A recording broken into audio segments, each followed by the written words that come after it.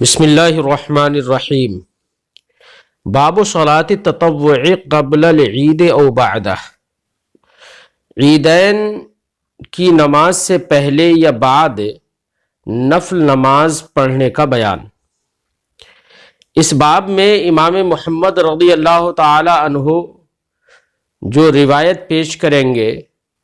اس روایت سے یہ معلوم ہوگا کہ نہ ہی عید کی نماز سے پہلے نفل نماز پڑھنا صحیح ہے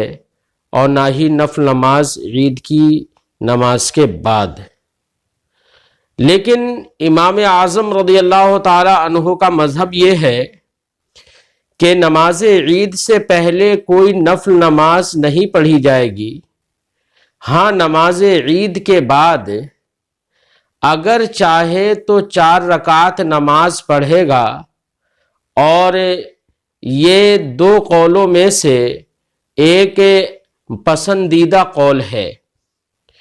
تو امام اعظم رضی اللہ تعالیٰ عنہ اور امام محمد کے نزدیک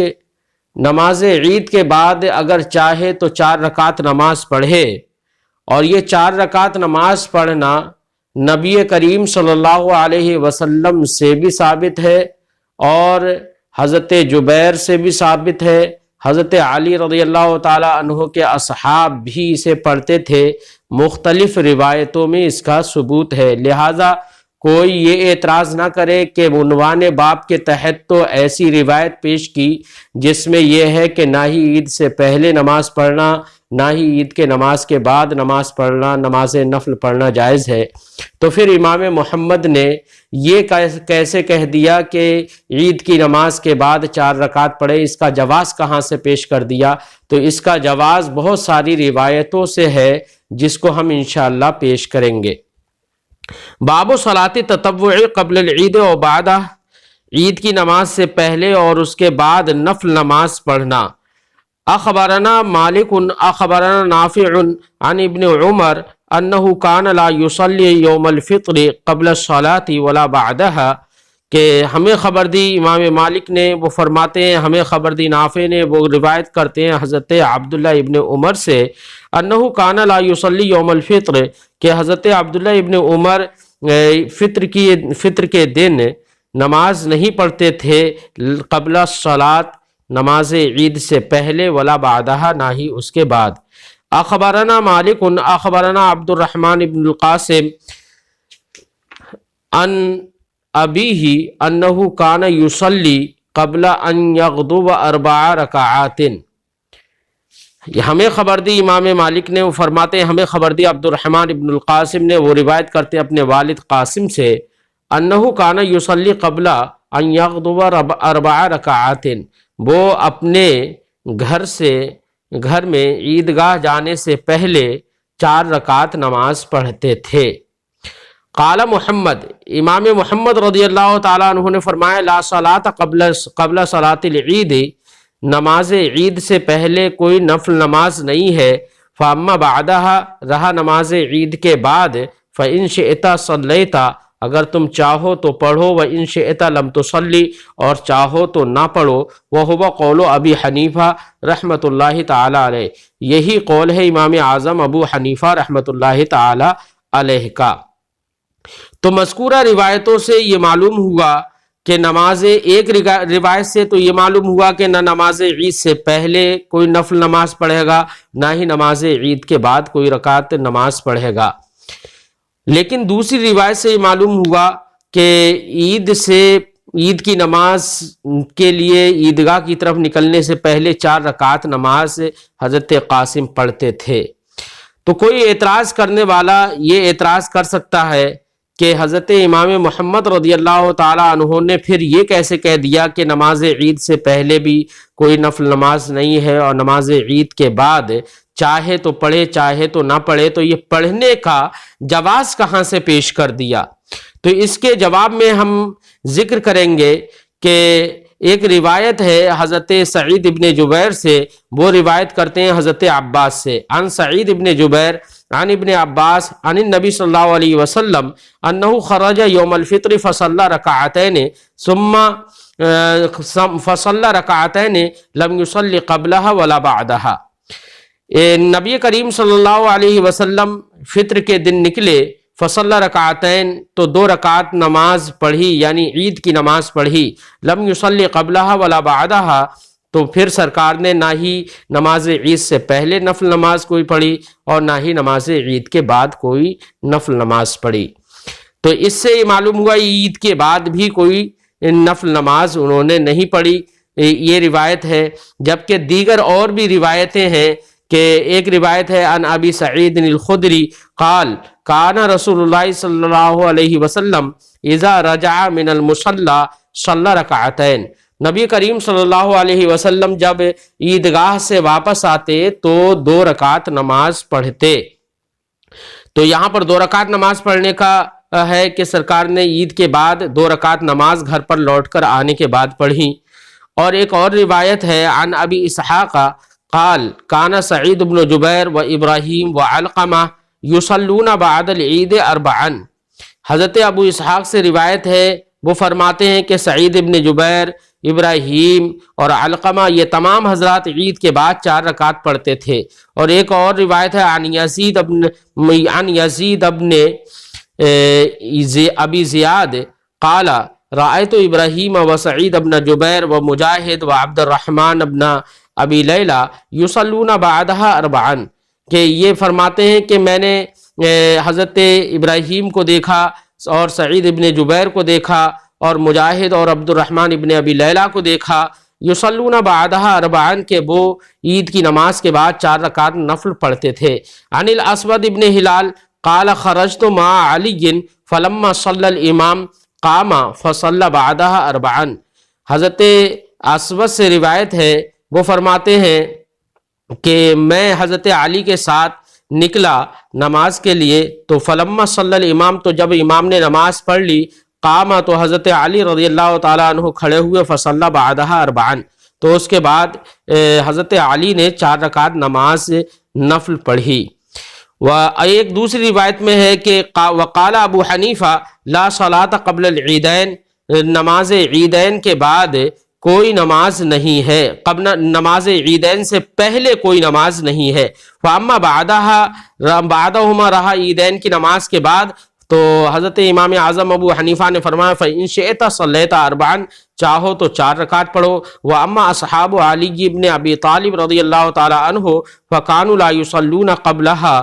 رہے حضرت علی ابن ابی طالب رضی اللہ تعالی عنہ کے اصحاب، تو وہ نماز عید سے پہلے نہ نفل نماز نہیں پڑھتے تھے۔ وَيُصَلُّونَ بَعْدَهَا 4، اور اس کے بعد 4 رکعت نماز نفل پڑھتے تھے۔ حضرت امام اعظم فرماتے ہیں وَهَذَا أَحَبُّ الْقَوْلَيْنِ إِلَيْنَا،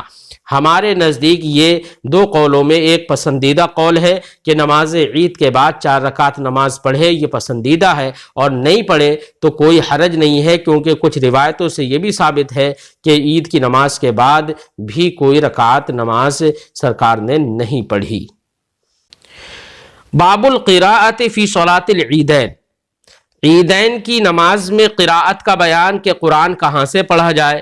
تو اس تعلق سے امام محمد رضی اللہ تعالی عنہ ذکر فرمائیں گے کہ نبی کریم صلی اللہ علیہ وسلم نماز عید الاضحیٰ میں اور نماز عید الفطر میں جو پہلی رکعت ہوتی تھی اس میں قاف والقرآن المجید پڑھتے تھے، اور دوسری رکعت میں اقتربت الساعۃ وانشق القمر سرکار پڑھتے تھے۔ حضرت امام محمد رضی اللہ تعالیٰ عنہ فرمائیں گے کہ لہذا اگر کوئی شخص یہی صورتیں اگر عید الفطر کی نماز میں اور عید الاضحیٰ کی نماز میں پڑھے تو بہتر ہے، اور اگر ان کو چھوڑ کر کچھ اور پڑھتا ہے قرآن پاک سے تو واجب ادا ہو جائے گا، اس میں کوئی حرج نہیں ہے۔ باب القراءۃ فی صلاۃ العیدین، عیدین کی نماز میں قراءت کا بیان۔ اخبرنا مالک حدثنا زمرة بن سعید المازنی عن عبید اللہ ابن عبد اللہ بن عتبہ ان عمر بن الخطاب رضی اللہ تعالی عنہ سأل ابا واقد اللیثی ماذا کان یقرأ به رسول اللہ صلی اللہ علیہ وسلم فی الاضحیٰ والفطر، ہمیں خبر دی امام مالک نے وہ فرماتے ہیں ہم سے حدیث بیان کی زمرہ بن سعید مازنی نے، وہ روایت کرتے ہیں عبید اللہ بن عبداللہ بن عتبہ سے، وہ کہتے ہیں کہ حضرت عمر بن خطاب رضی اللہ تعالیٰ عنہ نے ابو واقد لیثی سے پوچھا ماذا کان یقرأ بہ رسول اللہ صلی اللہ علیہ وسلم فی الاضحیٰ والفطر، نبی کریم صلی اللہ علیہ وسلم عید الاضحیٰ اور عید الفطر میں کیا پڑھتے تھے؟ قال، تو انہوں نے جواب میں فرمایا کانا یقرأ، سرکار پڑھتے تھے بقاف والقرآن المجید، ایک تو یہ پڑھتے تھے پہلی رکعت میں، اور دوسری میں واقتربت الساعۃ وانشق القمر، یہ پڑھتے تھے۔ تو اگر یہی پڑھے تو بہتر، اور نہ پڑھے کسی کوئی اور دوسری صورت پڑھے تو کوئی حرج اس میں نہیں ہے۔ باب التکبیر فی العیدین، عیدین میں تکبیر کا بیان۔ تو عیدین کی تکبیر آدمی کتنی کہے تو مختلف روایتیں ہیں، کسی روایت میں تعداد تکبیر کچھ ہے اور کسی روایت میں تعداد تکبیر کچھ ہے، لیکن امام اعظم رضی اللہ تعالی عنہ کے نزدیک بہتر یہ ہے کہ عید کی نماز میں چاہے عید الاضحیٰ ہو چاہے عید الفطر ہو، اس میں 3 رکعت 3 تکبیریں پہلی رکعت میں زائد کہے گا اور 3 تکبیریں بعد کی رکعت میں یعنی دوسری رکعت میں زائد کہے گا، تو یہ کل زائد 6 تکبیریں ہوئیں۔ ان تکبیروں کے علاوہ جو تکبیر افتتاح ہے، جو تکبیر رکوع ہے، وہ تکبیریں الگ ہیں۔ اس طریقے سے تکبیر افتتاح ایک ہو گئی اور ایک تکبیر رکوع پہلے رکوع کی ہو گئی، تکبیر رکوع دوسرے رکوع کے ہو گئی، تو یہ کل ملا کر 3 تکبیریں یہ ہوئیں، 6 تکبیریں زائد ہوئیں۔ تو امام اعظم رضی اللہ تعالیٰ عنہ فرماتے ہیں کہ کل 9 تکبیریں کہنا یہ زیادہ پسندیدہ ہے، لیکن اگر مختلف روایتوں کے مطابق، اگر اس کے علاوہ دوسری روایتوں کے مطابق کسی شخص نے دوسری تکبیریں کہیں، تعداد کچھ اور رکھی تو وہ بھی جائز ہے۔ تو جن تکبیروں کی تعداد کے ساتھ جو روایتیں آئی ہیں ان میں سے جس پر بھی عمل کرے گا عمل درست ہے، نماز ہو جائے گی، کوئی حرج نہیں ہے۔ لیکن مضبوط سند ہمارے پاس جو ہے وہ یہ ہے کہ 6 تکبیریں زائد کہے گا، اس لیے ہمارے نزدیک بہتر یہ ہے کہ زائد 6 تکبیریں کہے۔ باب التکبیر فی العیدین، عیدین میں تکبیر کا بیان۔ اخبرنا مالک اخبرنا نافع قال شهدت الاضحى والفطر مع ابي هريره فكبر في الاولى 7 تكبيرات قبل القراءه وفي الاخره ب5۔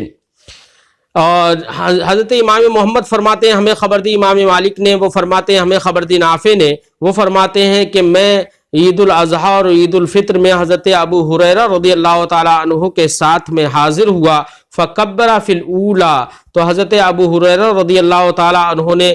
پہلی رکعت میں 7 تکبیرات قبل القراءت، قراءت سے پہلے 7 تکبیریں کہیں۔ وفی الآخرہ، اور آخری رکعت میں بخمسن، 5 تکبیرات، 5 تکبیریں کہیں قبل القراءت، قراءت سے پہلے۔ تو اس روایت سے معلوم ہوا کہ حضرت ابو ہریرہ رضی اللہ تعالیٰ عنہ نے کل 12 تکبیریں کہیں، جن 12 تکبیروں میں رکوع اور افتتاح کی تکبیریں بھی شامل ہیں، تو 3 تکبیریں یہ نکال دیجئے تو کل 9 تکبیریں کہیں۔ دوسری بات یہ کہ اس روایت سے یہ بھی معلوم ہوا کہ حضرت ابو ہریرہ رضی اللہ تعالیٰ عنہ نے پہلی رکعت میں جو 7 تکبیریں کہی ہیں وہ قراءت سے پہلے کہی ہیں، اور آخر کی جو رکعت میں 5 تکبیریں کہی ہیں وہ قراءت سے پہلے کہی ہیں، یعنی قراءت دونوں رکعتوں میں تکبیروں کے بعد حضرت ابو ہریرہ رضی اللہ تعالیٰ عنہ نے رکھی۔ جبکہ ہم دوسری روایتوں سے یہ معلوم ہوتا ہے کہ تکبیر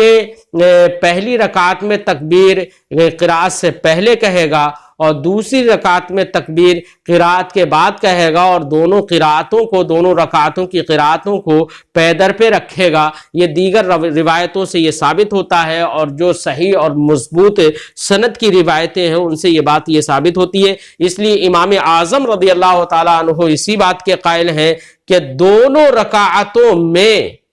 قرات جو ہے وہ پے در پہ رکھے گا، یعنی پہلی رکعت میں تکبیروں کے بعد قرات کہے گا اور دوسری رکعت میں تکبیروں سے پہلے قرات کرے گا۔ قال محمد، امام محمد رضی اللہ تعالیٰ عنہ فرماتے ہیں قد اختلف الناس فی التکبیر فی العیدین، عیدین کی تکبیروں کے سلسلے میں لوگوں کا اختلاف ہے۔ فما اخذت بہ، تو جس کو آپ لو، جو بھی تکبیریں آپ کہو، حضرت ابو ہریرہ کی روایت پر عمل کرتے ہوئے اس طریقے سے 12 تکبیریں کہو، فہو حسن، تو وہ حسن ہے۔ وافضل ذلک عندنا ما روى ابن مسعود، اور ہمارے نزدیک افضل وہ ہے جس کی روایت حضرت عبداللہ ابن مسعود نے کی ہے، انہ کان یکبر فی کل عید تسعا، کہ وہ ہر عید میں کل 9 تکبیریں کہتے تھے، خمسن و اربعن، پہلی رکعت میں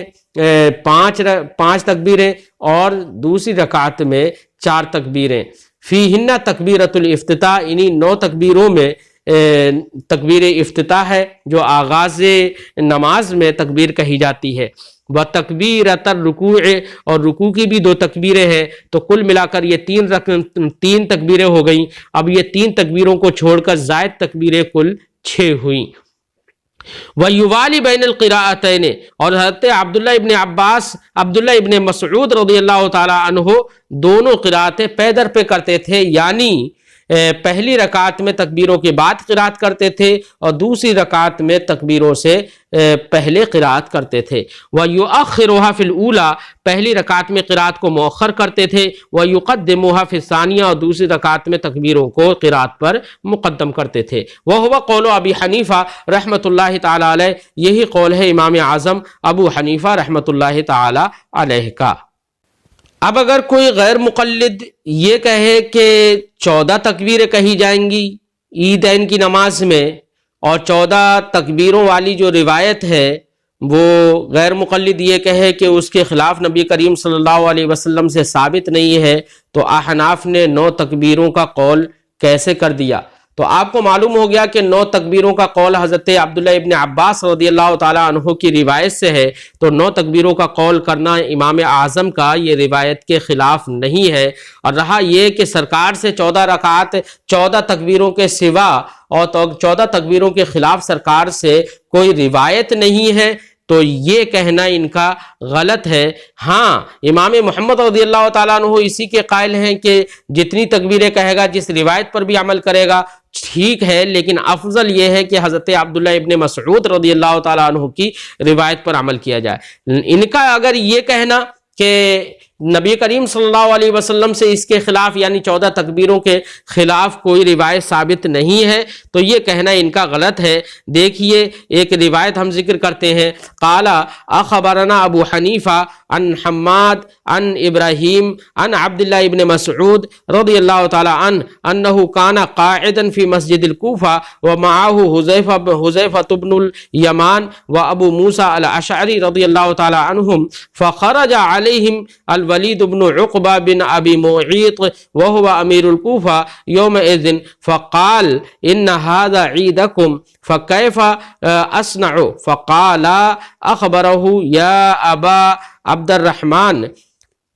کیف یصنع فامرہ عبداللہ ابن مسعود رضی اللہ تعالی عنہ ان یصلی بغیر اذان ولا اقامت وان یکبر فی الاولى 5 وفی الثانیہ 4 وان یوالی بین القراءتین۔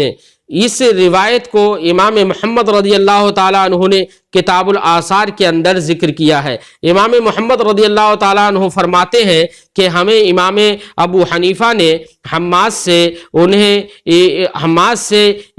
انہوں نے ابراہیم سے اور انہیں بتایا، حضرت ابراہیم نے وہ کہتے ہیں کہ حضرت عبداللہ ابن مسعود رضی اللہ تعالیٰ عنہ سے خبر دی انہوں نے کہ وہ ایک مرتبہ کوفہ کی جامع مسجد میں بیٹھے ہوئے تھے اور ان کے ساتھ حضرت حذیفہ ابن یمان اور ابو موسیٰ اشعری رضی اللہ تعالی عنہما بھی تھے۔ ولید ابن عقبہ بن ابی معیط ان کے پاس آیا جو ان دنوں کوفہ کا امیر تھا، کہنے لگا کہ کل عید کا دن ہے، عید ہے، مجھے کیا کرنا چاہیے؟ دونوں نے کہا اے ابو عبد الرحمن اسے بتاؤ کہ کل کیا کرنا چاہیے؟ تو حضرت عبداللہ ابن مسعود نے اسے کہا کہ کل نماز عید پڑھیں گے، اذان و اقامت نہ ہوگی، اور طریقہ نماز یہ ہے کہ پہلی رکعت میں 5 تکبیریں اور دوسری میں 4 تکبیریں ہوں گی، اور دونوں رکعتوں کی قرات کو ملایا جائے گا، یعنی پے در پہ کیا جائے گا۔ تو اس روایت سے واضح ہے کہ 9 تکبیریں کہی جائیں گی۔ ایسے ہی صحابہ کرام کا 9 تکبیروں پر عمل تھا، اور صحابہ کرام 9 تکبیریں کہتے تھے۔ ایک روایت مصنف ابن ابی شیبہ میں ہے، عن عبداللہ ابن حارث قال صلی بنا ابن عباس یوم عید فکبر 9 تکبیرات 5 فی الاولی و 4 فی الاخرہ ووالا بین قراءتین۔ ہمیں عبداللہ ابن حارث سے روایت ہے، وہ فرماتے ہیں کہ ہم کو عبداللہ ابن عباس نے نماز عید پڑھائی تو فکبر 9 تکبیرات، تو انہوں نے 9 تکبیریں کہیں، 5 فی الاولی پہلی رکعت میں 5 تکبیریں کہیں، و4 فی الاخرہ اور دوسری رکعت میں 4 تکبیریں کہیں، وعلا بین قراءتین اور دونوں قراتوں کو پے در پہ رکھا، یعنی پہلی رکعت میں تکبیروں کے بعد قرات کہی اور دوسری رکعت میں تکبیروں سے پہلے قرات کہی۔ ایسے ہی ایک روایت ہے عن الشعبی قال ارسل زیاد الی مسروق انا یشغلنا اشغال فکیف التکبیر فی العیدین قال 9 تکبیرات قال 5 فی الاولی و4 فی الاخرہ ووالا بین قراءتین، کہ ہم کو بہت سارے کاموں میں مشغولیت رہتی ہے، لہذا بتاؤ کہ عیدین میں تکبیر کیسے کہیں گے؟ تو انہوں نے جواب میں فرمایا کہ 9 تکبیریں کہی جائیں گی، 5 تکبیریں پہلی رکعت میں اور 4 تکبیریں آخر کی رکعت میں، اور دونوں قراتوں کو پے در پہ رکھا جائے گا۔ ایسے ہی بہت ساری روایتیں ہیں عن جابر عن ابی جعفر انہ کان یفتی بقول عبداللہ فی التکبیر فی العیدین، کہ حضرت جابر سے روایت ہے، وہ روایت کرتے ہیں ابو جعفر سے کہ وہ فتویٰ دیتے تھے حضرت عبداللہ ابن مسعود رضی اللہ تعالی عنہ کے قول پر کہ عیدین کی تکبیر کے سلسلے میں، اور حضرت عبداللہ ابن مسعود رضی اللہ تعالی عنہ کا جو قول ہے وہ یہی ہے کہ 9 تکبیریں کہی جائیں گی، اور پہلی رکعت میں 5 تکبیریں اور دوسری رکعت میں 4 تکبیریں، اور قرات کو پے در پہ کہا جائے گا، کیا جائے گا۔ باب قیام شہر رمضان وما فیہ من الفضل، ماہ رمضان میں قیام کا بیان اور اس قیام میں جو فضیلت ہے اس کا بیان۔ ماہ رمضان میں قیام سے مراد یہاں پر تراویح ہے۔ باب کے تحت امام محمد رضی اللہ تعالی عنہ جو روایتیں ذکر کرتے ہیں، اور روایتوں سے یہ معلوم ہوتا ہے کہ نبی کریم صلی اللہ علیہ وسلم نے خود تراویح ادا فرمائی، لیکن روایتوں سے یہ بھی معلوم ہوتا ہے کہ جب سرکار نے پہلے دن تراویح ادا فرمائی تو لوگوں کا ازدحام ہو گیا، پھر دوسرے دن ادا فرمائی تو اور زیادہ ازدحام ہوتا چلا گیا، اسی طرح سے تیسرے دن، چوتھے دن پھر سرکار دو عالم صلی اللہ علیہ وسلم تراویح پڑھنے کے لیے نہیں آئے۔ لیکن روایت میں یہ ہے کہ سرکار جو نہیں آئے وہ صرف اس وجہ سے نہیں آئے کہ لوگوں کا ازدحام بہت ہو رہا تھا، لوگ خوب شوق کے ساتھ تراویح پڑھ رہے تھے، شہر رمضان ماہ رمضان میں قیام کر رہے تھے، تو سرکار نے فرمایا کہ مجھے یہ اندیشہ ہوا کہ کہیں یہ فرض اور لازم نہ ہو جائیں، اس لیے میں حاضر نہیں ہوا۔ تو اس طریقے سے یہی معاملہ بغیر جماعت کے لوگ نمازیں پڑھتے رہے، ماہ رمضان میں قیام کرتے رہے، تراویح پڑھتے رہے، یہ معاملہ سرکار کے زمانے میں بھی رہا اور حضرت ابو بکر صدیق کے زمانے میں بھی رہا۔ لیکن حضرت عمر رضی اللہ تعالی عنہ نے دیکھا کہ لوگ اس طریقے سے نماز پڑھ رہے ہیں، تو حضرت عمر رضی اللہ تعالی عنہ نے بہتر سمجھا کہ لوگوں کے لیے ایک امام کو مقرر کر دیا جائے، ایک قاری کو مقرر کر دیا جائے، تو آپ نے ایک قاری کو مقرر کیا، انہوں نے نماز پڑھائی، تو جماعت کے ساتھ نماز پڑھتے ہوئے لوگوں کو جب دیکھا تو حضرت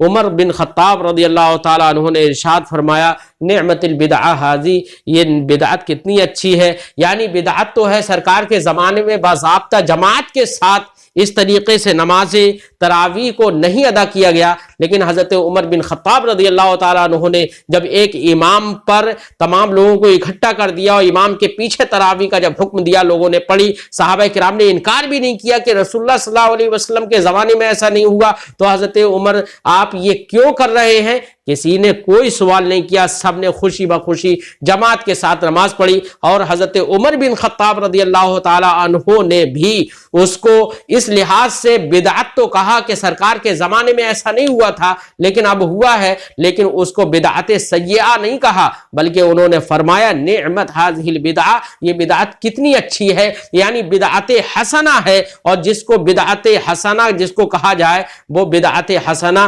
گمراہی نہیں ہوتی ہے، کیونکہ نبی کریم صلی اللہ علیہ وسلم نے ارشاد فرمایا ما رآہ المؤمنون حسنا فہو عند اللہ حسن، جس کو مومنین اچھا سمجھے وہ اللہ کے نزدیک اچھا ہے، تو اگرچہ سرکار کے زمانے میں نہیں ہوا ہو لیکن کوئی بات ایسے مومنین اور مسلمان اجتماعی طور پر کوئی بات کرے کہ جو قرآن اور حدیث کے متصادم نہ ہو، خلاف نہ ہو، تو وہ اچھی ہے، اور ما رآہ المؤمنون قبیحا فہو عند اللہ قبیح، اور جس کو مومنین برا سمجھے وہ اللہ کے نزدیک بھی برا ہے۔ تو یہاں پر مومنین نے بلکہ صحابہ کرام نے اس کو اچھا سمجھا کہ جماعت کے ساتھ تراویح پڑھی جائے، اس لیے یہ تراویح پڑھنا یہ حسن ہے، اچھا ہے۔ ہاں، تراویح کی رکعتوں کے بارے میں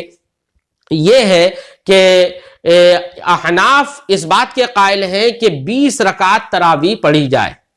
20 رکعت تراویح نبی کریم صلی اللہ علیہ وسلم نے بھی پڑھی ہے۔ 20 رکعت تراویح حضرت عمر بن خطاب رضی اللہ تعالی عنہ نے جب لوگوں کو جماعت سے پڑھنے کا حکم دیا تو اس وقت بھی 20 رکعت تراویح پڑھی گئی تھیں۔ رہا غیر مقلدین کا بالخصوص یہ کہنا کہ 8 رکعت تراویح ہے، اور استدلال کرنا اس روایت سے جو حضرت عائشہ صدیقہ رضی اللہ تعالی عنہا سے مروی ہے کہ آپ نے یہ فرمایا کہ نبی کریم صلی اللہ علیہ وسلم رمضان اور غیر رمضان میں 8 پر زیادتی نہیں فرماتے تھے، یعنی 8 رکعت تراویح پڑھتے تھے اور 3 رکعت وتر پڑھتے تھے، تو 11 پر زیادتی نہیں فرماتے تھے، حضرت عائشہ فرماتی ہے۔ اس سے استدلال غیر مقلدین نے کر لیا اور کہنے لگے کہ تراویح 8 رکعت ہے۔ میں یہ عرض کرنا چاہوں گا کہ حضرت عائشہ فرماتی ہیں کہ رمضان اور غیر رمضان میں 11 پر اضافہ نہیں فرماتے تھے، یعنی مطلب یہ ہے کہ سرکار کی عادت کریمہ تھی کہ غیر رمضان میں بھی 8 رکعت سرکار تہجد ادا فرماتے تھے اور پھر وتر ادا فرماتے تھے، تو کل 11 رکعت ہوئیں۔ اور رمضان میں بھی سرکار قیام لیل کے بعد جب تہجد ادا فرماتے تھے سرکار، تو رمضان میں بھی 11 رکعت ہی ادا کرتے تھے۔ تو وہاں پر حضرت عائشہ کا جو بیان ہے وہ تراویح سے متعلق نہیں ہے، بلکہ حضرت عائشہ صدیقہ رضی اللہ تعالی عنہا کا جو بیان ہے وہ سرکار کے نماز تہجد کا بیان ہے، لہذا اس سے غیر مقلدین نے تراویح پر استدلال کر لیا۔ یہ حدیث سے نادانی اور ناواقفیت ہے اور حدیث کو نہ سمجھنا ہے، ورنہ تو حضرت عائشہ صدیقہ رضی اللہ تعالی عنہا کے صاف الفاظ ہیں کہ رمضان اور غیر رمضان میں، تو غیر رمضان میں مجھے بتاؤ تراویح کہاں ہوتی ہے؟ تو سرکار کی جو عادت کریمہ غیر رمضان میں جو تھی وتر اور تہجد کی نماز پڑھنے کی 11 رکعت، وہ عادت سرکار رمضان میں بھی جاری رکھتے تھے، یعنی تراویح کے علاوہ سرکار وہ 11 رکعت یعنی 3 رکعت وتر اور 8 رکعت نماز تہجد رمضان میں بھی سرکار ادا کرتے تھے۔ اور بہت سارے محدثین نے اسی لیے حضرت عائشہ صدیقہ رضی اللہ تعالی عنہا کی روایت کو تراویح کے بیان میں ذکر نہیں کیا ہے، بلکہ قیام اللیل اور تہجد کے بیان میں اس روایت کو بہت سارے محدثین نے اسی لیے ذکر کیا ہے۔ لیکن افسوس ہے ہمارے زمانے کے غیر مقلدین پر کہ وہ اسی پر اڑے رہتے ہیں کہ تراویح 8 رکعت ہے۔ افسوس کی بات ہے کہ حدیث کو سمجھ نہیں پاتے۔ ہم انشاءاللہ بتائیں گے کہ 20 رکعت تراویح ہے، سرکار نے بھی 20 رکعت تراویح پڑھی اور دیگر صحابہ کرام نے بھی 20 رکعت تراویح پڑھی۔ اس کے تعلق سے انشاءاللہ ہم کچھ روایتیں ذکر کر دیں گے۔ باب قیام شہر رمضان وما فیہ من الفضل، رمضان کے مہینے میں قیام کا بیان اور اس میں جو فضیلت ہے یعنی تراویح کا بیان ہے یہاں پر۔ اخبرنا مالک اخبرنا ابن شہاب عن عروة بن زبیر عن عائشة رضی اللہ تعالی عنہا ان رسول اللہ صلی اللہ علیہ وسلم صلی فی المسجد فصلی بصلواته ناس ثم كسروا من القابلة ثم اجتمعوا الليلة الثالثة أو الرابعة فكسروا فلم يخرج إليهم رسول الله صلى الله عليه وسلم فلما أصبح قال قد رأيت الذي قد صنعتم البارحة فلم يمنعني أن أخرج إليكم إلا إني خشيت أن يفرض عليكم وذلك في رمضان۔ ہمیں خبر دی امام مالک نے، فرماتے ہیں ہمیں خبر دی ابن شہاب نے، وہ روایت کرتے ہیں حضرت عروہ ابن زبیر سے، وہ روایت کرتے ہیں حضرت عائشہ صدیقہ رضی اللہ تعالی عنہا سے۔ وہ فرماتی ہیں ان رسول اللہ صلی اللہ علیہ وسلم صلی فی المسجد فصلی بصلواته ناس، نبی کریم صلی اللہ علیہ وسلم نے ماہ رمضان میں مسجد میں نماز تراویح ادا فرمائی۔ فصلی بصلواته ناس، تو آپ کی نماز کے ساتھ لوگوں نے بھی نماز پڑھی۔ ثم کسروا من القابلہ، پھر آنے والی رات میں اور زیادہ ہو گئے۔ ثم اجتمعوا اللیلۃ الثالثہ، پھر تیسری رات میں اور لوگ اور جمع ہوئے، او الرابعہ یا چوتھی رات میں۔ فکسروا، تو بہت زیادہ ہو گئے، ازدحام ہو گیا۔ فلم یخرج الیہم رسول اللہ صلی اللہ علیہ وسلم، تو ان کی طرف نبی کریم صلی اللہ علیہ وسلم نہیں نکلے، یعنی نماز پڑھنے کے لیے مسجد میں اب تشریف سرکار تراویح کی نماز مسجد میں پڑھنے کے لیے تشریف نہ لائے۔ فلما اصبح، تو جب صبح ہوئی، قال، تو سرکار نے ارشاد فرمایا قد رأیت الذی قد صنعتم البارحہ، میں نے دیکھا جو تم نے گزشتہ رات میں کیا، یعنی تم بڑی بھیڑ بھاڑ کے ساتھ تم سب لوگ یہاں پر اکٹھے تھے نماز پڑھنے کے لیے۔ فلم یمنعنی ان اخرج الیکم، تو مجھے تمہاری طرف نکلنے سے روکا نہیں، الا انی خشیت ان یفرض علیکم، مگر یہ کہ مجھے یہ اندیشہ ہوا کہ کہیں تم پر یہ نماز فرض نہ کر دی جائے۔ وذالک فی رمضان، یہ رمضان کا واقعہ ہے، اور رمضان میں سرکار دو عالم صلی اللہ علیہ وسلم نے نماز تراویح پڑھی، اس روایت سے معلوم ہوا، لیکن اندیشے کی وجہ سے کہ کہیں فرض نہ ہو جائے اس لیے سرکار چوتھی یا تیسری رات میں سرکار تشریف نہیں لائے۔ اخبرنا مالک حدثنا سعید المقبری عن ابی سلمۃ بن عبد الرحمن انہ سأل عائشہ، ہمیں خبر دی امام مالک نے، وہ فرماتے ہیں ہم سے حدیث بیان کی سعید مقبوری نے، وہ روایت کرتے ہیں ابو سلمہ بن عبد الرحمن سے، انہو سأل عائشہ، کہ انہوں نے حضرت عائشہ صدیقہ رضی اللہ تعالی عنہا سے سوال کیا، کیف کانت صلاۃ رسول اللہ صلی اللہ علیہ وسلم فی رمضان، نبی کریم صلی اللہ علیہ وسلم کی نماز تہجد رمضان میں کیسی ہوتی تھی؟ قالت، کیونکہ رمضان ایک الگ برکت والا مہینہ ہے، تو سوال کرنے کا مقصد یہ ہے کہ سرکار جو غالباً اور عادتاً نماز تہجد پڑھتے تھے رمضان کے علاوہ میں، تو رمضان میں کیسے کرتے تھے؟ رمضان میں تو تراویح بھی ہیں، دیگر نوافل ہیں، تو پھر رمضان میں بھی اسے ادا کرتے تھے یا کس طریقے سے ادا کرتے تھے، کتنے ادا کرتے تھے؟ اس لیے تہجد سے متعلق ہی سوال ہے یہ۔ تو حضرت عائشہ سے سوال کیا کیفا کانت صلاۃ رسول اللہ صلی اللہ علیہ وسلم فی رمضان، رمضان میں سرکار کی نماز تہجد کیسے ہوتی تھی؟ قالت، تو حضرت عائشہ فرماتی ہے ما کان رسول اللہ صلی اللہ علیہ وسلم یزید فی رمضان ولا فی غیرہ علی 11 رکعۃ، نبی کریم صلی اللہ علیہ وسلم رمضان اور غیر رمضان میں 11 رکعت پر اضافہ نہیں فرماتے تھے، تو 11 رکعت پر اضافہ نہیں فرماتے تھے۔ اب یہاں پر فی رمضان ولا فی غیرہ، یہاں پر صاف لفظوں میں ہے ولا فی غیرہ، اور ظاہر بات ہے کہ رمضان کے علاوہ میں تراویح تو ہے ہی نہیں، جب تراویح نہیں ہے تو حضرت عائشہ رمضان میں بھی اور رمضان کے علاوہ میں بھی دونوں کا بیان فرما رہی ہیں۔ تو اس کا مطلب یہ ہے کہ جواب میں حضرت عائشہ نے یہ فرمایا کہ سرکار رمضان کے علاوہ میں جیسے 11 رکعت تہجد پڑھتے تھے ویسے ہی رمضان میں بھی تہجد 11 رکعت پڑھتے تھے۔ تو یہ حضرت عائشہ کا یہ جو بیان ہے یہ سرکار کی تراویح سے متعلق نہیں ہے، اسی لیے بہت سارے محدثین نے اس روایت کو تہجد کے بیان میں ذکر کیا ہے. فرماتے ہیں ولا فی غیرہ، حضرت عائشہ فرماتی ہیں کہ رمضان اور غیر رمضان دونوں میں سرکار 11 پر اضافہ نہیں کرتے تھے. یصلی اربعا، سرکار 4 رکعت پڑھتے تھے. فلا تسأل عن حسنہن،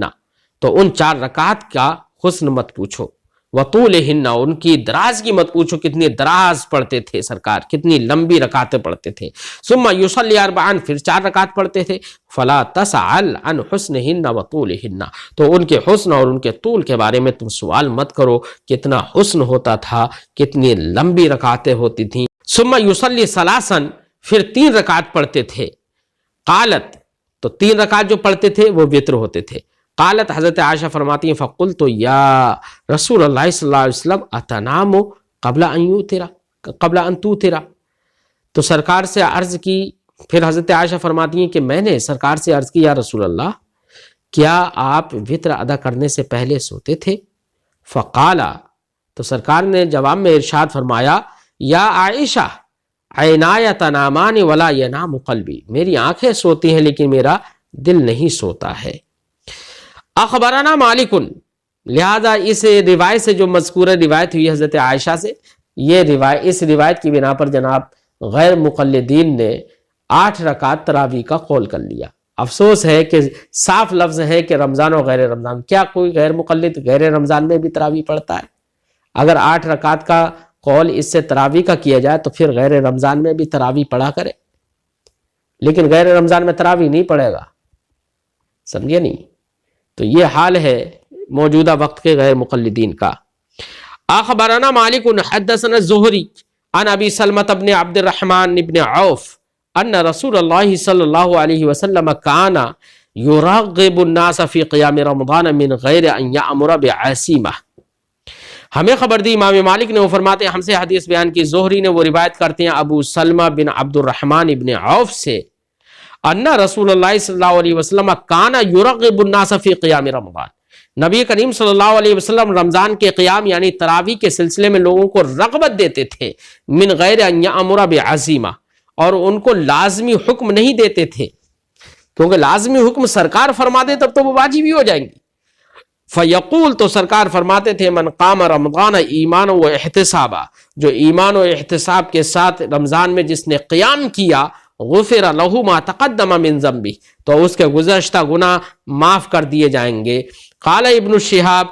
شہاب رضی اللہ تعالی عنہ نے فرمایا فتوفی النبی صلی اللہ علیہ وسلم والامر علی ذلک، سرکار کا وصال ہو گیا، سرکار ظاہری دنیا سے رخصت ہو گئے. اس وقت بھی معاملہ ایسا ہی رہا کہ لوگوں کو رغبت دیتے رہے، سارے لوگ تراویح پڑھتے رہے اور سرکار نے لازمی حکم نہیں دیا. ثم کان الامر فی خلافت ابی بکر، پھر یہی معاملہ حضرت ابو بکر صدیق رضی اللہ تعالیٰ عنہ کی خلافت میں بھی رہا، وصدر من خلافت عمر، اور حضرت عمر رضی اللہ تعالیٰ عنہ کی آغاز خلافت میں بھی یہی معاملہ رہا. علی ذالک، لوگ اسی طریقے سے رہے، معاملہ اسی پر رہا، یعنی با جماعت تراویح نہیں پڑھتے تھے. پھر بعد میں حضرت عمر بن خطاب رضی اللہ تعالیٰ عنہ نے انہیں ایک قاری پر اکٹھا کر دیا، جمع کر دیا، اور تراویح جماعت کے ساتھ آپ نے ادا کروائی، جیسے کہ اگلی روایتوں سے معلوم ہوگا. اخبرنا مالک اخبرنا ابن شہاب عن عروة بن الزبیر عن عبد الرحمن بن عبد القاری انه خرج مع عمر بن الخطاب لیلة في رمضان فاذا الناس اوزاع متفرقون يصلي الرجل فيصلي بصلواته الرهط فقال عمر والله اني لأظنني لو جمعت هؤلاء على قاری واحد لكان امثلا. ہمیں خبر دی امام مالک نے، وہ فرماتے ہیں ہمیں خبر دی ابن شہاب نے، وہ روایت کرتے ہیں عروہ ابن زبیر سے، وہ روایت کرتے ہیں عبد الرحمن ابن عبد القاری سے، انہو خرج مع عمر بن الخطاب، کہ وہ ماہ رمضان کی ایک رات حضرت عمر بن خطاب رضی اللہ تعالیٰ عنہ کے ساتھ نکلے. فَإِذَا النَّاسُ أَوْزَاعٌ مُتَفَرِّقُونَ، تو دیکھا کہ لوگ متفرق الگ الگ نمازیں پڑھ رہے ہیں. یصلی الرجل، کہیں پر ایک آدمی نماز پڑھ رہا ہے، فیصلی بصلواته الرهط، تو کہیں اس کے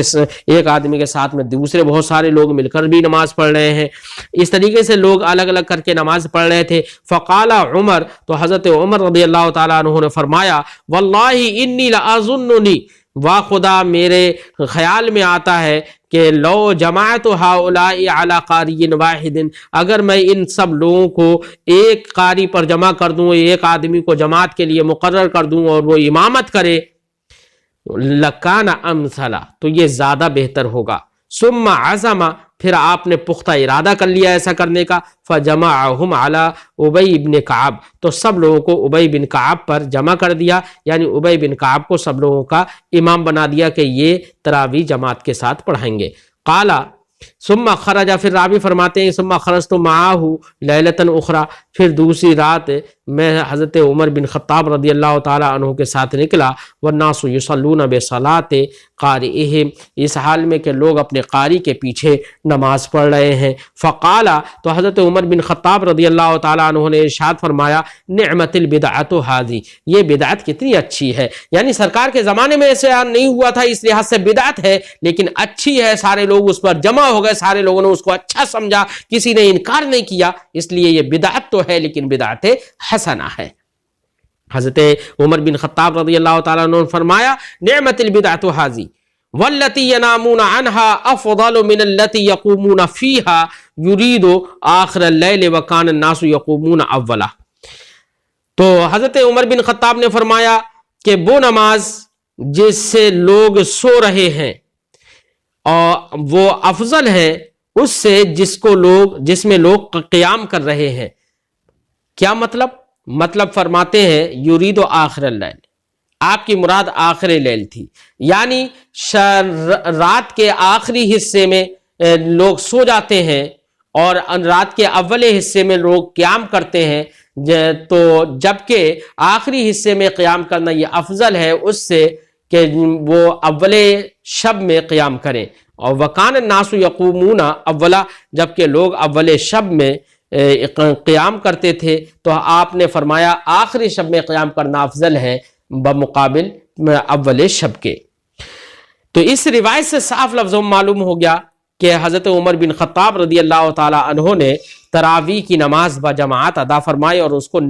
بدعت حسنہ قرار دیا. اور ہم نے بتایا ہے کہ حدیث پاک میں ہے، سرکار نے ارشاد فرمایا کہ ما رآہ المؤمنون حسنا فہو عند اللہ حسن، جس کو مومنین اچھا سمجھیں وہ اللہ کے نزدیک بھی اچھا ہے. وما رآہ مؤمنون قبیحا فہو عند اللہ قبیح، جس کو مومنین قبیح سمجھیں وہ اللہ کے نزدیک بھی قبیح ہے. یہاں پر جماعت کے ساتھ تراویح ادا کرنا مومنین نے اچھا سمجھا، صحابہ کرام نے اچھا سمجھا، حضرت عمر بن خطاب نے اچھا سمجھا اور لوگوں نے انکار بھی نہیں کیا، اس لیے یہ حسن ہے، بدعت حسنہ ہے. اور اب بدعت حسنہ گمراہی نہیں ہوتی ہے جناب، وہی بدعت گمراہی ہوتی ہے جو قرآن و حدیث سے متصادم ہو. قال محمد، امام محمد رضی اللہ تعالیٰ عنہ فرماتے ہیں وبہذا کلہ ناخذ، ہم ان تمام روایتوں پر عمل کرتے ہیں، لہذا حضرت عمر رضی اللہ تعالیٰ عنہ نے جو کیا باجماعت تراویح ادا کروائی، اب ہم باجماعت تراویح کے قائل ہیں. ناخذ، ہم لیتے ہیں، ان پر عمل کرتے ہیں. لا باس بالصلاۃ فی شہر رمضان، ماہ رمضان میں نماز میں کوئی حرج نہیں ہے. ان یصلی الناس تطوعا بامام، کہ لوگ مل کر ایک امام کے ساتھ نماز سے نفل پڑھیں اور تراویح پڑھیں. لأن المسلمین قد اجمعوا علی ذلک، کیونکہ مسلمانوں نے اس بات پر اجماع کیا. حضرت عمر بن خطاب رضی اللہ تعالیٰ عنہ نے جب باجماعت تراویح ادا کروائی تو کسی نے انکار بھی نہیں کیا. اور فرماتے ہیں ورعوہ حسنا، اور مومنین نے اس کو حسن جانا. وقد روی عن النبی صلی اللہ علیہ وسلم، اور نبی کریم صلی اللہ علیہ وسلم سے مروی ہے انہ قال، کہ سرکار نے ارشاد فرمایا ما رآہ المؤمنون حسنا فہو عند اللہ حسن، جس کو مومنین اچھا جانے وہ اللہ کے نزدیک اچھا ہے. وما رآہ المسلمون قبیحا فہو عند اللہ قبیح، اور جس کو مسلمان اور مومنین برا جانے، قبیح جانے، وہ اللہ کے نزدیک بھی قبیح ہوتا ہے. اور چونکہ باجماعت تراویح ادا کرنا یہ اچھا جانا، صحابہ کرام نے انکار نہیں کیا، تو اس کا مطلب صحابہ کرام کا اجماع ہو گیا، اس کو اچھا جانا تو یہ اچھا ہے، اس لیے تراویح جماعت کے ساتھ پڑھنا یہ اچھا ہے. اب رہی یہ بات کہ نبی کریم صلی اللہ علیہ وسلم 20 رکعت تراویح پڑھتے تھے، اس کا ثبوت کیا ہے؟ تو اس کے ثبوت میں مصنف ابن ابی شیبہ کی وہ روایت ہے جس میں ہے کہ سرکار 20 رکعت رمضان میں تراویح پڑھتے تھے. وہ ہے حدثنا یزید بن ہارون قال اخبرنا ابراہیم بن عثمان عن الحکم عن مقسم عن ابن عباس ان النبی صلی اللہ علیہ وسلم کان یصلی فی رمضان 20 رکعتا والوتر. فرماتے ہیں کہ حضرت عبداللہ ابن عباس رضی اللہ تعالیٰ عنہ سے روایت ہے کہ نبی کریم صلی اللہ علیہ وسلم رمضان میں 20 رکعت نماز پڑھتے تھے والوتر اور وتر ادا فرماتے تھے. اسی روایت کو امام بیہقی نے جب روایت کیا تو اس میں کچھ راویین بدل گئے، لیکن آخر میں حضرت حکم روایت کرتے ہیں مقسم سے، وہ روایت کرتے ہیں حضرت عبداللہ ابن عباس سے. وہ ہے عن الحکم عن مقسم عن ابن عباس قال کان النبی صلی اللہ علیہ وسلم یصلی فی شہر رمضان غیر جماعت ب20 رکعتا والوتر، کہ نبی کریم صلی اللہ علیہ وسلم رمضان میں بغیر جماعت کے 20 رکعت نماز ادا کرتے تھے والوتر اور وتر ادا کرتے تھے. تو ان روایتوں سے معلوم ہو گیا کہ سرکار دو عالم صلی اللہ علیہ وسلم نے ہی خود 20 رکعت نماز تراویح پڑھی ہیں، اور رمضان میں جو قیام ہے وہ تراویح کا ہے. اور اس 20 رکعت کے علاوہ 8 رکعت جو عادت تھی سرکار کی غیر رمضان میں بھی، وہ رمضان میں بھی 8 رکعت نماز ادا کرتے تھے، یعنی نماز تہجد. تو اس نماز تہجد کو غیر مقلدین تراویح سمجھ گئے. اور یہی 20 رکعت تراویح پڑھانے کا عمل حضرت علی رضی اللہ تعالی عنہ سے بھی ثابت ہے، حضرت عمر بن خطاب رضی اللہ تعالی عنہ سے بھی ثابت ہے، اور دیگر صحابہ کرام سے بھی ثابت ہے. دیکھیے ایک روایت ہے عن یزید ابن رمان قال کان الناس یقومون فی زمان عمر بن الخطاب فی رمضان ب23 رکعہ. حضرت یزید ابن رمان سے مروی ہے، وہ فرماتے ہیں کہ لوگ حضرت عمر بن خطاب رضی اللہ تعالیٰ عنہ کے زمانے میں قیام کرتے تھے رمضان میں ب23 رکعہ، 23 رکعت کے ساتھ، یعنی 20 رکعت تراویح اور 3 رکعت وتر بعد میں. تو چونکہ رمضان میں تراویح کے بعد وتر پڑھے جاتے تھے، اس لیے ان 3 رکعت کو تراویح کے ساتھ شمار کر لیا گیا ہے. ایسی ایک روایت میں ہے عن ابی عبد الرحمن السلمی عن علی رضی اللہ تعالی عنہ قال دعا القراء فی رمضان فامر منهم رجلا یصلی بالناس 20 رکعہ قال وکان علی رضی اللہ تعالی عنہ یؤتر بہم. حضرت ابو عبد الرحمن سلمی سے روایت ہے، وہ روایت کرتے ہیں حضرت علی رضی اللہ تعالی عنہ سے. وہ فرماتے ہیں کہ آپ نے یعنی حضرت علی نے رمضان میں قاریوں کو جمع فرمایا. فامر منہم رجلا، تو ان میں سے ایک قاری کو حکم دیا یصلی بالناس 20 رکعہ، کہ ان کو 20 رکعت جماعت سے نماز پڑھائے. قال راوی فرماتے ہیں وکان علی رضی اللہ تعالی عنہ یؤتر بہم، حضرت علی رضی اللہ تعالی عنہ ان کو وتر پڑھاتے تھے. تو جب ان کو وتر یا ان کے ساتھ وتر ادا کرتے تھے، تو ان کے ساتھ وتر ادا کرتے تھے، اس سے سمجھ میں آیا کہ ماہ رمضان میں وتر بجماعت ادا کرنے کا حکم ہے. حضرت علی رضی اللہ تعالیٰ عنہ ایسا کرتے تھے. ایک روایت ہے ان یحییٰ ابن سعید ان عمر بن الخطاب رضی اللہ تعالیٰ عنہ امر رجلا یصلی بہم 20 رکعہ. یحییٰ ابن سعید سے روایت ہے، وہ کہتے ہیں کہ حضرت عمر بن خطاب رضی اللہ تعالیٰ عنہ نے ایک شخص کو حکم دیا کہ وہ لوگوں کو 20 رکعت نماز پڑھائے. تو 20 رکعت نماز پڑھائے. تو دیکھیے کتنی روایتوں سے یہ معلوم ہو گیا کہ تراویح 20 رکعت ہے. پھر بھی لوگ آنکھوں پر پردہ ڈال کر یہی کہتے ہیں کہ 8 رکعت تراویح ہے. تو آنکھوں پر پردہ نہیں، در حقیقت ان کے دل اور دماغ پر پردہ ہے.